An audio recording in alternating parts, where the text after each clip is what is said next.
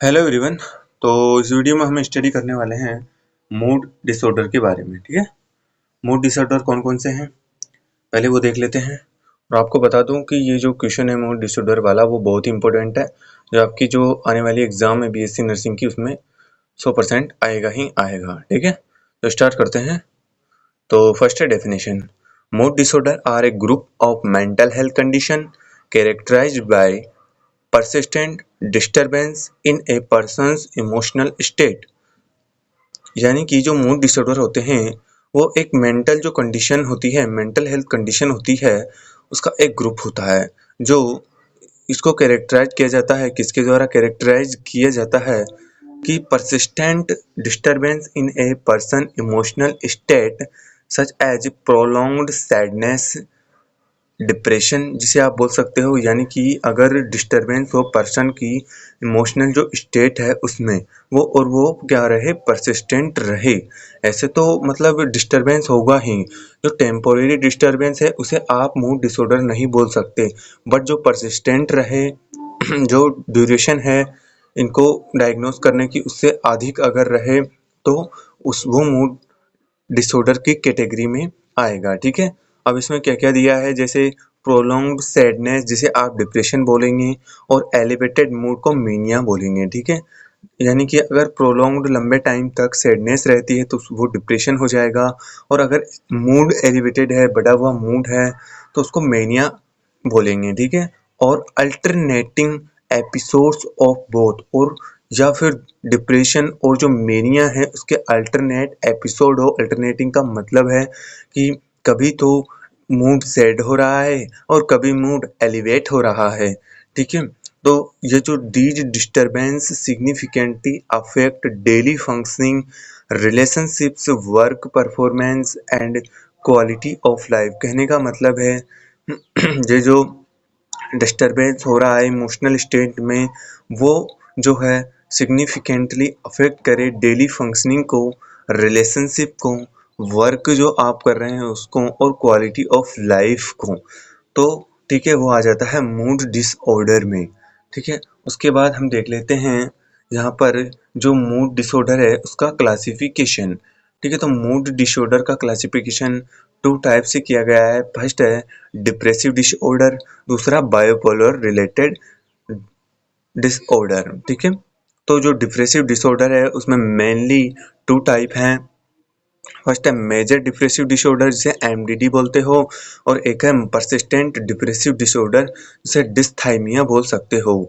और ये दो, इसके अलावा दो और टाइप हैं, प्री मेंस्ट्रुअल डायफोरिक डिसऑर्डर और substance medication induced depressive disorder.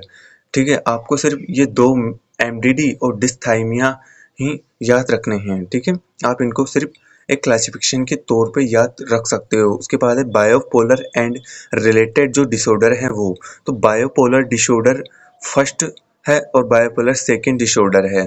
उसके बाद है साइक्लोथाइमिक डिसऑर्डर, और चौथा है substance medication induced bipolar disorder. जो आप मेडिकेशन ले रहे हो, ड्रग्स ले रहे हो, उससे जो डिसऑर्डर होता है, ठीक है, बायोपोलर डिसऑर्डर उसे आप कहते हो। ठीक है, ऐसे मेनली तीन ही हैं, bipolar, BOD first, BOD second, और साइक्लोथाइमिक डिसऑर्डर। बीएडी फर्स्ट आप इसको जो है ना बायोपोलर फर्स्ट डिसऑर्डर उसको बीएडी फर्स्ट कह सकते हो, और सेकंड को बायोपोलर ओ बीएडी सेकंड भी कह सकते हो। ठीक है, उसके बाद है यहाँ पर डिप्रेसिव। अब एक एक की स्टडी कर लेते हैं। फर्स्ट करते हैं डिप्रेसिव, डिप्रेशन। तो डिप्रेशन जो मेजर डिप्रेसिव डिसऑर्डर है उसमें यहाँ पर पहले मेजर डिप्रेसिव डिसऑर्डर है जिसे आप एमडीडी भी बोल सकते हो। ठीक है, मेजर डिप्रेसिव डिसऑर्डर को डेफिनेशन की अगर बात करूं तो depression is a common mood disorder. एक कॉमन मूड डिसऑर्डर है डिप्रेशन, जो कैरेक्टराइज्ड होता है by persistent sadness, loss of interest और प्लेजर एंड रिड्यूस्ड एनर्जी। क्या होता है इस प्रकार की डिप्रेशन में? पहली बात तो ये मूड डिसऑर्डर का टाइप है, और यदि परसिस्टेंट सैडनेस रहती है, लॉस ऑफ इंटरेस्ट रहता है, आपका किसी में भी इंटरेस्ट नहीं है, ठीक है, कम हो गया है। पहले आप बहुत इंटरेस्ट लेते थे, हर चीज़ में आप इंटरेस्ट लेते थे, लेकिन अब आप उन चीज़ों में इंटरेस्ट नहीं ले रहे थे जिसमें आप पहले लेते थे। आपका प्लेज़र कम हो गया है, भाई प्लेज़र नहीं होगा तो इंटरेस्ट भी कम ही होगा। एंड रिड्यूस्ड एनर्जी, जो एनर्जी है वो रिड्यूस्ड हो गई है, लास्टिंग फॉर एटलीस्ट 2 वीक्स। अब इसका जो डायग्नोस्टिक क्राइटेरिया है वो है एटलीस्ट 2 वीक। यदि 2 वीक से कम है तो आप उसको डिप्रेशन नहीं बोल सकते। उसके लिए 2 वीक से जो है एटलीस्ट 2 वीक तो जो है ये जो सिम्टम है persistent sadness, loss of interest और प्लेजर एंड रिड्यूस्ड एनर्जी होना ज़रूरी ही है। ठीक है, इससे कम है तो उसे आप क्या बोलोगे? इससे अगर कम है तो उसे आप सिर्फ एक टेम्पररी डिप्रेशन बोल सकते हो। वो एक, उसे आप डिप्रेशन की कैटेगरी में नहीं काउंट कर सकते। ठीक है, and causing significant impairment in daily functioning.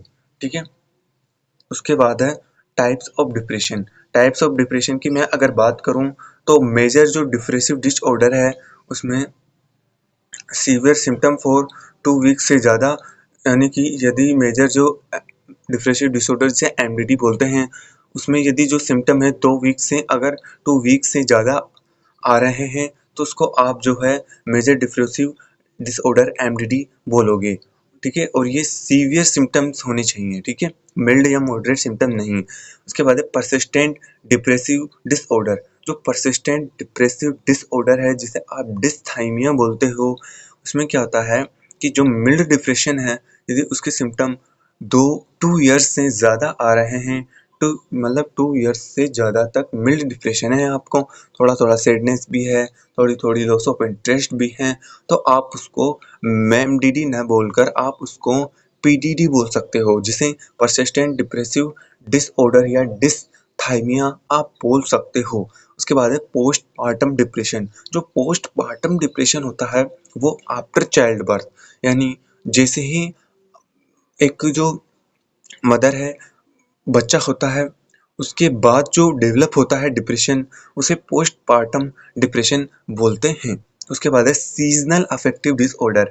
जो सीजनल अफेक्टिव डिसऑर्डर है, आप वर्ड से ही समझ रहे हो कि सीजनल यानी सीजन के जो अनुसार चलता है उसे सीजनल और अफेक्टिव डिसऑर्डर बोल सकते हो। ठीक है, जो जो क्या है कि एक स्पेसिफिक सीजन में ओक्योर होता है। जैसे अगर वो सर्दी में पिछली बार ओक्योर हुआ था तो वो इस बार भी उसका चांस है कि वो जो है कोल्ड सीजन में ही जो है अपीयर होगा। इस टाइप का जो सीजन के अकॉर्डिंग होता है उसको सीजनल अफेक्टिव डिसऑर्डर बोलेंगे। ठीक है, उसके बाद है सब्सटेंस मेडिकेशन इंड्यूस्ड डिप्रेशन।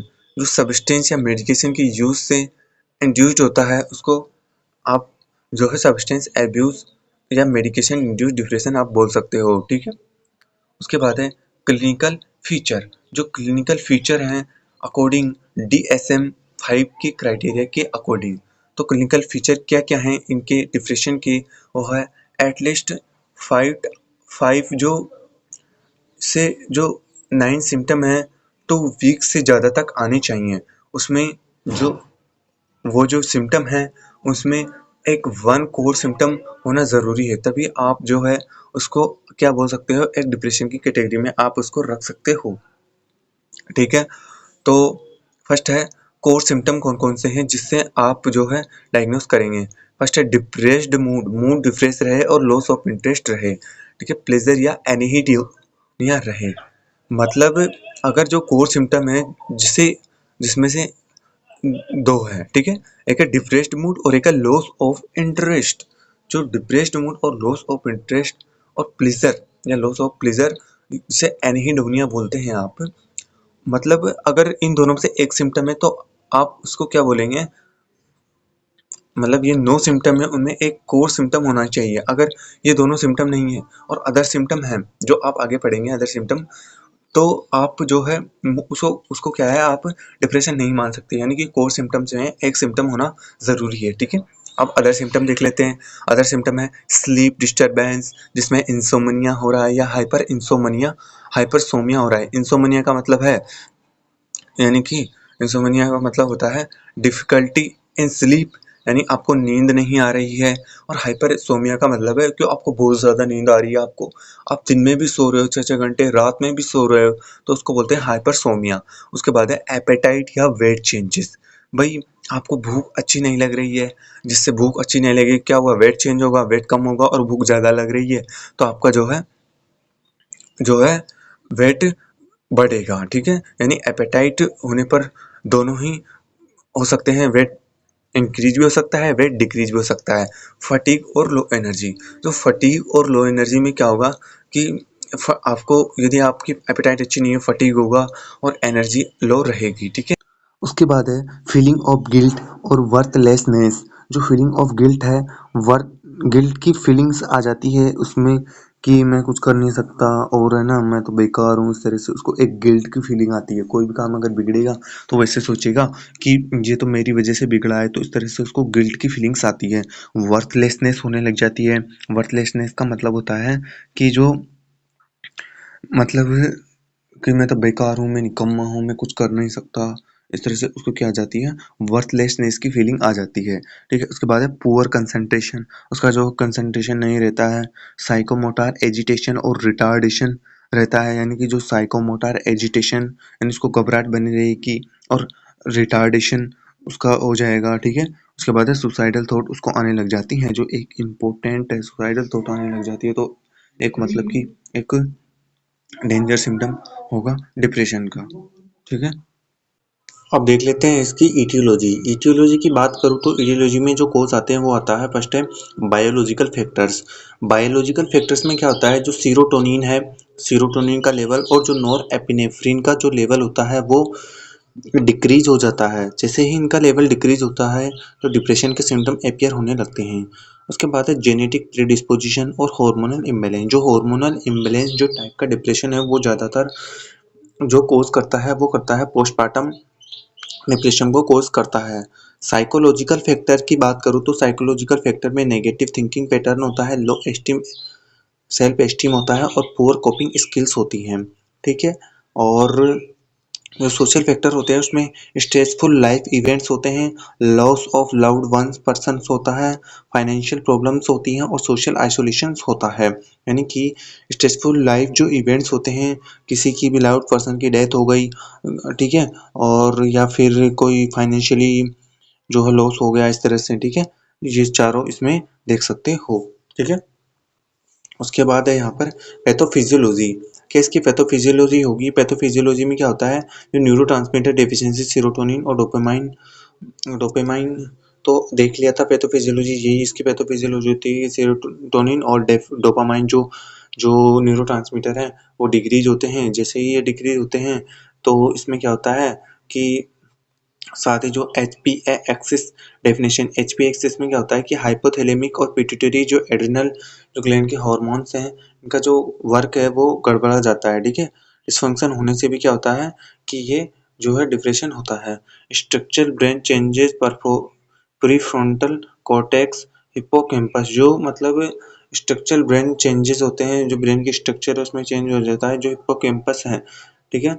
वो चेंजेस उसमें कुछ चेंजेस होने से क्या होता है, डिप्रेशन के सिम्टम्स आ जाते हैं, ठीक है। तो पैथोफिजियोलॉजी में पहला तो न्यूरोट्रांसमीटर है और एचपी एक्सिस डिसफंक्शन है, स्ट्रक्चर ब्रेन चेंजेस है, ठीक है। रिस्क फैक्टर की मैं अगर बात करूँ तो फीमेल जेंडर है और जो जेंड फीमेल है उसमें जो है ज़्यादा चांसेस होते हैं मेल की तुलना में। क्यों होता है फीमेल में ज़्यादा चांसेस, क्योंकि कई हार्मोनल चेंजेस आते हैं, ठीक है, मेंस्ट्रुअल साइकिल्स की वजह से, और ठीक है आफ्टर डिलीवरी भी कई चेंजेस आते हैं, ठीक है, ये होता है। उसके बाद फैमिली हिस्ट्री अगर मतलब माँ को है तो जो है संतान को भी होगा ही। क्रोनिक इलनेस है, सब्सटेंस एब्यूज है, हिस्ट्री ऑफ ट्रॉमा की हिस्ट्री है, तो क्या है ये रिस्क फैक्टर है, ठीक है, जो डिप्रेशन को कोज करते हैं।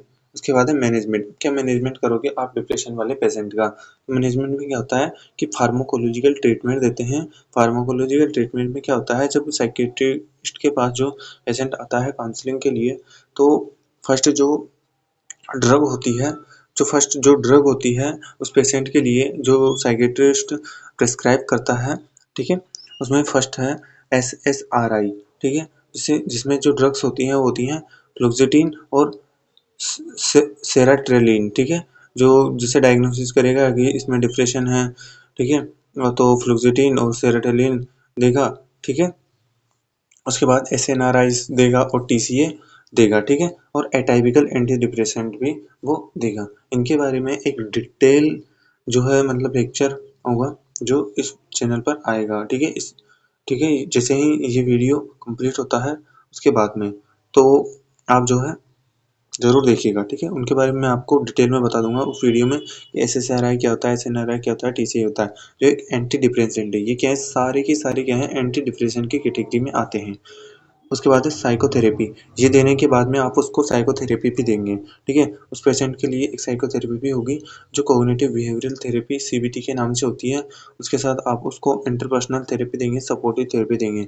कॉग्निटिव बिहेवियरल थेरेपी में आप उसकी जो है उसके बिहेवियर को चेंज करेंगे कि इसको जो आपको अकेले नहीं रहना है, आपको हमेशा बिजी रहना है, ठीक है, लोगों से बात करनी है, इंजॉयफुल एनवायरनमेंट में रहना है, इंटरपर्सनल रिलेशनशिप बनाना है कि ठीक है, उसके जो क्या दिक्कत है सारी उससे पूछनी है, ठीक है।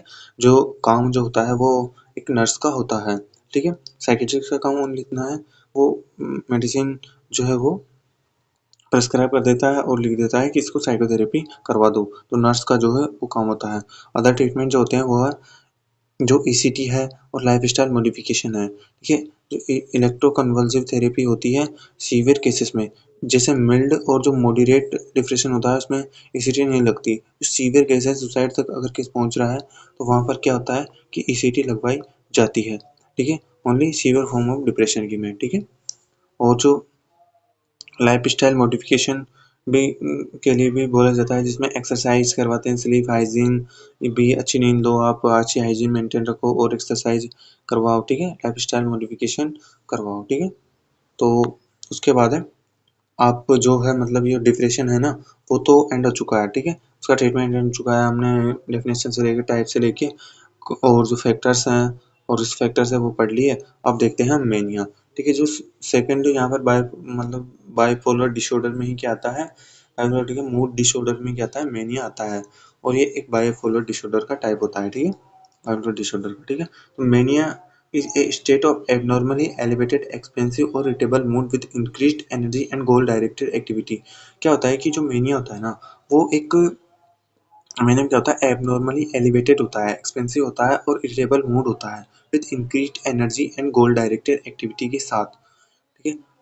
अगर एक वीक क्या 1 वीक, इसका जो डायग्नोस्टिक क्राइटेरिया होता है वो 1 वीक होता है और any duration if hospitalization is required, ठीक है। यदि ज़्यादा ही दिक्कत हो रही है पेशेंट में, यदि ज़्यादा ही सिम्टम आ रहे हैं तो उसको हॉस्पिटलाइजेशन की भी नीड हो सकती है, ठीक है।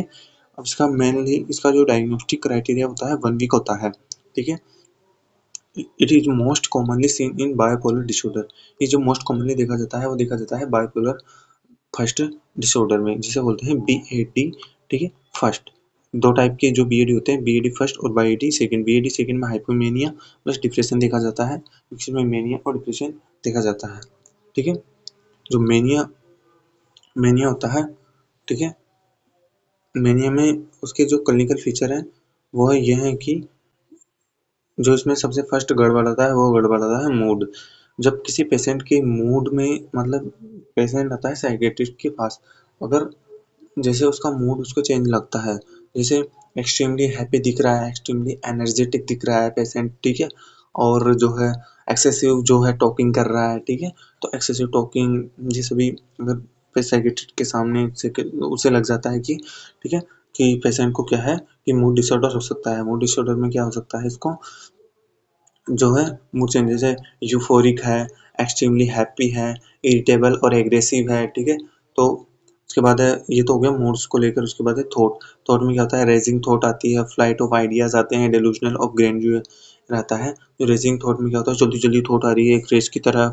फ्लाइट ऑफ आइडियाज यानी कि एक आइडियाज कंप्लीट नहीं हो रहा उससे पहले तुरंत उसका दूसरा आइडियाज आ रहा है कि ठीक है, डॉक्टर एक आइडिया पूछेगा और वो 10 बातें कह डालेगा, ठीक है, एक बात पूछेगा और 10 बात कह डालेगा, ठीक है। डेल्यूजनल ऑफ ग्रैंड्यूलर में क्या होता है, वो कहता है कि मैं ही सब कुछ हूँ और मेरे पास उड़ने वाली पावर है, मैं उड़ सकता हूँ, मैं किसकी तरह उड़ सकता हूँ, मैं सब कुछ कर सकता हूँ। तो मैं क्या होती है ये डेल्यूजनल ऑफ ग्रैंड्यूलर आ जाता है, जो बहुत ही खतरनाक सिम्टम होता है। इसमें इसी जो सिम्टम होता है उसी में, इसी फीचर में क्या होता है, पेशेंट की डेथ तक हो सकती है, क्योंकि यदि वो सोचेगा कि मैं उड़ सकता हूँ और उसने उड़ने की कोशिश की, अगर वो छत से कहीं से गिर गया तो उसकी डेथ भी हो सकती है। ठीक है, उसके बाद है स्पीच, रैपिड, लाउड और डिफिकल्टी इन टू इंटरप्ट। ठीक है, स्पीच में क्या होता है, एक तो रैपिड आ रही है, लाउड आ रही है और इंटरप्ट करने में भी वो डिफिकल्ट है। ठीक है, उसके बाद है बिहेवियर। बिहेवियर में क्या होता है कि excessive spending, hyper sexuality, risky driving और कॉन्फिडेंस, यानी कि जो बिहेवियर उसका होता है उसमें वो स्पेंड, जो टाइम स्पेंड है वो एक्सेसिव होने लग जाता है उसका। ठीक है, हाइपर सेक्सुअलिटी हो जाती है और रिस्की ड्राइविंग और कॉन्फिडेंस हो जाता है। ठीक है, बायोलॉजिकल चेंजेस में क्या होता है कि डिक्रीज नीड फॉर स्लीप, जो उसकी नींद है वो कम हो जाती है। मतलब इसमें क्या हो रहा है कि इंसोम्निया होता है, इसमें क्या होता है, जैसे पर्सन है 6 बजे 7 बजे उठता है और शाम को 10 या 11 बजे सो जाता है, पर क्या होता है कि व्यक्ति सो नहीं रहा, 2-2 बजे तक सो नहीं रहा, काम कर रहा है और सुबह जल्दी उठ रहा है 4 बजे, उसकी नीड है वो कम हो गई है। ठीक है, और एनर्जी इंक्रीज हो गई है। और जो एपेटाइट है, कभी कभी क्या होती है, उसको भूख भी नहीं लगी, खाना भी नहीं खा रहा, एनर्जी भी ज़्यादा है भाई, और उसकी क्या है, स्लीप भी कम है। तो ऐसे बायोलॉजिकल उसमें चेंज हो जाते हैं। भाई व्यक्ति या तो खाना खाएगा तो एनर्जी आएगी, एनर्जी आएगी तो वो अच्छा सोएगा। ठीक है, लेकिन ना तो खाना खा रहा है, पुअर एपेटाइट है, एनर्जी इंक्रीज है और नीड भी क्या है उसकी, कम है, डिक्रीज स्लीप की नीड भी उसकी कम है। तो ये होता है। उसके बाद है ईटियोलॉजी। ईटियोलॉजी की मैं अगर बात करूँ तो ईटियोलॉजी जो है उसमें है बायोलॉजिकल, जो इटियोलॉजी में आता है डोपामिन और नोरेपेनेफ्रिन बढ़ जाते हैं। ठीक है, डोपामाइन जो और नोरेपेनेफ्रिन है उसमें क्या होते हैं, बढ़ जाते हैं। जेनेटिक प्रेडिस्पोजिशन और पी एक्सिस डिसफंक्शन हो जाता है। उसके बाद है साइकोलॉजिकल सोशल। साइकोलॉजिकल और सोशल चेंज में क्या होता है कि जो है स्ट्रेस है, पर्सन को उसकी वजह से हो जाता है, स्लीप डेप्रीवेशन है, सब्सटेंस एब्यूज कर रहा है। ठीक है, तो उसकी वजह से भी क्या होता है, हो सकती है पर्सन की। उसके बाद है पैथोफिजियोलॉजी। क्या पैथोफिजियोलॉजी होती है कि जो डोपामाइन है वो एक्सेस हो चुका है और जो मतलब उसकी जो एक्टिविटीज है वो बढ़ जाती है। लिम्बिक सिस्टम जो है ओवर एक्टिवेशन हो जाता है, जो लिम्बिक सिस्टम है पर्सन का वो ओवर एक्टिवेट हो जाता है जैसे ही डोपामाइन एक्सेस होता है। और प्री फ्रंटल कॉर्टेक्स का डिसफंक्शन हो जाता है और जो सर्केडियन राइदम डिस्टर्बेंस हो जाता है। क्या क्या कॉम्प्लिकेशन हो सकते हैं, इसमें फाइनेंशियल लॉस हो सकता है क्योंकि पर्सन जो है अंधा पैसा खर्च करता है। ठीक है, चाहे वो उधार लेके ही खर्च करे। ठीक है, लीगल इश्यूज हो सकते हैं, रिलेशनशिप प्रॉब्लम हो सकती है, फिजिकल एक्सक्यूशन हो सकता है, सुसाइड के रिस्क हो सकते हैं, जो स्पेशली पोस्ट मैनिक क्रेश, ठीक है, की कैटेगरी में आते हैं। अब इसका आप क्या मैनेजमेंट करोगे मैनिया वाले पेशेंट का, तो इसमें क्या मैनेजमेंट होगा कि फार्माकोलॉजिकल जो मैनेजमेंट होगा उसमें मूड स्टेबलाइजर होंगे, जिसमें लिथियम होगा, वेल सोडियम वेलप्रोएट होगा और कार्बे में जी फाइन होगा। ठीक है, ये 3 टेबलेट दी जाती है जिसमें लिथियम है वो बहुत इंपॉर्टेंट होती है। ठीक है, इसकी डोज, एक मेंटेन डोज देना बहुत ही इंपॉर्टेंट होता है। इसके बारे में डिटेल स्टडी एंटीमेनिक ड्रग्स के से, ठीक है, आगे करवाई जाएगी। ठीक है, एंटीसाइकोटिक्स। एंटीसाइकोटिक्स में ओलेंजापाइन, रिस्पेरडोल और क्यूटिपेन दी जाती है। बेंजोडाइजेपिन में जो एजिटेशन और स्लीप के लिए दी जाती है। ठीक है, एल्प्राजोलम दे दो, लोरिजिपाम दे दो। ठीक है, उसके बाद जो साइकोथेरेपी करवाई जाती है उसमें आती है साइकोथेरेपी में सीबीटी, फैमिली थेरेपी और साइको एजुकेशन दी जाती है पेशेंट को। सीवियर केसेज जो होते हैं उसमें ईसीटी भी दी जाती है पेशेंट को। ठीक है, नर्सिंग मैनेजमेंट क्या करते हैं, इसका नर्सिंग मैनेजमेंट के लिए आप क्या कर सकते हो कि ड्यूरिंग जो एक्यूट मेनिया है उसमें क्या होता है, लो स्टिमुलेशन एनवायरनमेंट दिया जाता है, सेट फर्म क्लियर लिमिट्स। ठीक है, एंश्योर रेजिडेंट सेफ्टी को और मॉनिटर हाइड्रेशन और न्यूट्रिशन मॉनिटर करो, क्योंकि ना वो खा रहा है अच्छे से, नहीं काम भी ज़्यादा कर रहा है, तो उसका ये ज़रूरी होता है। एंकर उसके रेस्ट को बढ़ाओ। ठीक है, सुपरवाइज मेडिकेशन मेडिकेशन है उसको सुपरवाइज करो। कम्युनिकेशन में क्या होता है कि आपको क्या करना है पेशेंट के साथ में, एक शॉर्ट और सिंपल सेंटेंस में उसके साथ, यानी कि आपको सिर्फ एक सेंटेंस बोलना है, बाकी सारा काम तो मतलब बोलने का तो ज़्यादा मेनिया वाला पेशेंट ही करेगा ना। ठीक है, एक्सेसिव टॉक करता है वो। ठीक है, अवॉइड आर्ग्यूइंग आर्ग्यूइंग मत करो, तुम ऐसा क्यों कर रहे हो, उसको आर्ग्यूमेंट मत दो। ठीक है, वो सुनेगा नहीं। रिडायरेक्ट कामली, ठीक है, उसके साथ जो है कामली जो है कम्युनिकेट करो, ठीक है। तो ये हमने स्टडी की है वो डिप्रेशन के बारे में और मैनिया के बारे में, और साथ ही हमने जो मूड डिसऑर्डर है वो भी हमने कंप्लीट कर लिए हैं। सारे मूड डिसऑर्डर है वो इसमें आ गए हैं, जिसमें मेनली डिप्रेशन और मेनिया ही होता है। एक है हाइपोमेनिया। हाइपोमेनिया क्या होता है, जिसके बारे में क्या होता है, हाइपोमेनिया जो होता है ना, हाइपोमेनिया में कुछ नहीं होता है। जो हाइपोमेनिया होता है वो यदि मिल्ड जो मेनिया है वो कंटिन्यू रहे, कब तक कंटिन्यू रहे, 1 साल से ज़्यादा तक कंटिन्यू रहे, ठीक है, तो